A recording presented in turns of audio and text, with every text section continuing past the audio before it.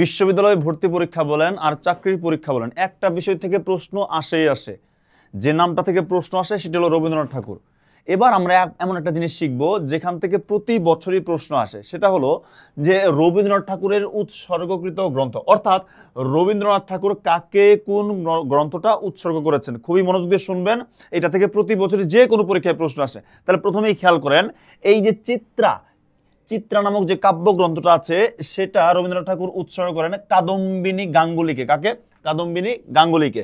তারপরে তার আরেকটা কাব্যগ্রন্থ আছে পুরবী। এই পুরবী কাব্যগ্রন্থটা তিনি ভিক্টোরিয়া ওকাম্পো নামে একজন কবি আছে তাকে উৎসর্গ করেন। তারপরে দেখেন বলাকা নামে তার আরেকটা কাব্যগ্রন্থ আছে, সেটা তিনি উৎসর্গ করেন উইলিয়াম পিয়ারসনকে। কাকে? উইলিয়াম পিয়ারসনকে।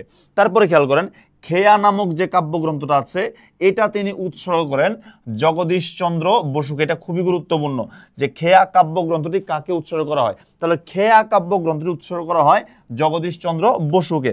তারপরে দেখেন তাসের দেশ, এইটাও খুবই গুরুত্বপূর্ণ, ভেরি ভেরি ইম্পর্টেন্ট দিলাম, যে তাসের দেশ নামে যে নাটকটা আছে এটা তিনি উৎসর্গ করেন সুভাষচন্দ্র বসুকে। কাকে? সুভাষচন্দ্র বসুকে। তারপরে তার আরেকটা নাটক আছে কালের যাত্রা।